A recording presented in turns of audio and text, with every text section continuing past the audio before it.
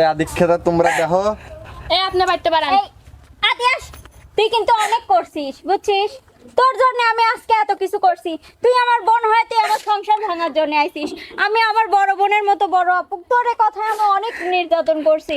আপু দেখেন, আমাকে আপনি মাফ করে দেন। আর আপনার ভাইয়ের কোনো দোষ নাই এখানে। ও আসলে আমরা যা কইছি ও তাই বুঝছে। এই, আর আপু শোনো, আমি তোমাদের বাসায় আসবো না, আমি গেলাম। তুই আজকেই যাবো, তুই আমার বাসায় আর কোনোদিন আসবো না। কিছু না, দেখ শোনো, তুমি তোমার আব্বুর কাছে ক্ষমা চাও, ক্ষমা চাও।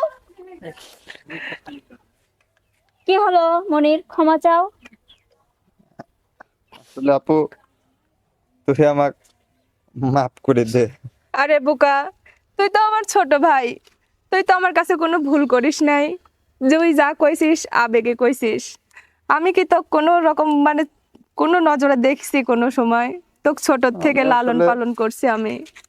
বুঝি নাই বোন, সেই ছোটবেলায় মা মারা গেছে, তুই আমার কোলে পিঠে করে মানুষ করছস। তুই আসলে আমার মা হারানোর কষ্টটা বুঝতে দিস নাই বোন। আমি সেটা ভুলে গেছে, আমি তো বড় পাপী রে বোন, আমি তো বড় পাপী। ও ভাই, আমি আরে পাগল, আমাদের আর কিসের কষ্ট ক? আমার ভাই আমার কাছে আছে, আমার একটা ছোট বোন আছে, আর কি আমার কষ্ট আছে? এখন থেকে আমরা সুখে সংসার করব। চল ভাই। চল।